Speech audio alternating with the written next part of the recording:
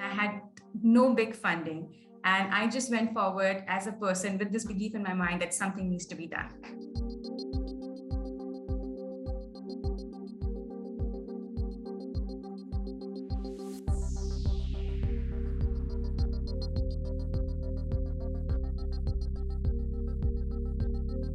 The goal of my campaign, Dignity in Disasters, is to democratize the humanitarian relief sector in India and also South Asia.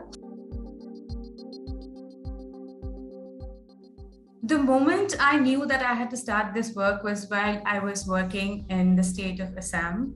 I was working in flood-hit areas. I was taking menstrual health sessions. At that point of time, I did not work in the humanitarian sector. So while taking these sessions, I just happened to ask a question to one of the participants that, okay, your village is hit by floods. What do you do? And that's when she told me the horror story that she faces in flood relief camps when they don't have menstrual health facilities or proper and safe toilets in the flood relief camps, or there are security issues when it comes to women. And that's when I knew that I had to start this work, because the bigger organizations were not yet talking about menstrual health during emergencies and disasters. And that's how the journey started. When I first knew that I had to do something about this issue, I filed a petition on change.org. And knowing that my work was making a difference was a bit of a slow process.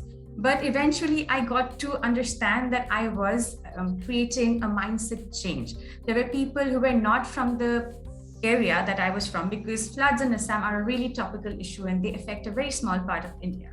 So when I saw that people wanted to help, reading about the story that I was telling of the people who were stuck in flood relief camps, and they came forward to help, they wanted to help, they said that should we send relief material? Should we sign your petition? Should we tell us what to do? I knew that this change, this awareness that I was creating was the difference that maybe I was making. I did not know that I would be making that difference, but this was happening. And finally, after 2 years of petitioning, the Assam state government declared menstrual health materials to be a part of the state flood relief package. So that meant that menstrual health rights were recognized at par with the rights to food and right to shelter. And that was the moment that I knew, okay, this is the change that I could make as a citizen. The hardest thing about getting this idea off the ground was that this issue was affecting a very small part of India. And Assam floods have not received much of media coverage until a few years back when the national media started talking about it. And I was talking about an issue about floods which hit only seasonally, and they are not a regular occurrence. So to get the interest of people around this subject was the challenge. And to make people feel about this problem, about a problem which they don't face themselves, was actually a bit of a challenge. But I found that storytelling really helped in this matter. And that's how people started supporting this campaign. But when it comes to individual campaigns like ours or citizens campaigns like ours, I think what we can do is we can take bold steps, we can take up bold tactics, and we do not have that liability. We can act fast. For example, one of the tactics that we used while doing this campaign was send 200 pads to the minister who was in charge of this. And this is something I feel a big organization could not do because of the risks involved. But this tactic helped us a lot because it brought focus to the issue, and the minister and the departments, they took notice. I think one of the barriers that people face is that they get overwhelmed.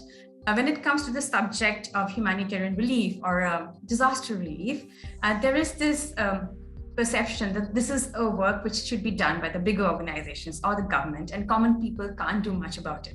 But while I was working on my campaign, I realized that as an individual, I could make a difference. So that means other people can also make that difference. So when I speak to young people, I see that they also have this feeling that I'm too small, I'm too young, I can't do this. But I feel there's so much of energy and passion in them that they can make a difference.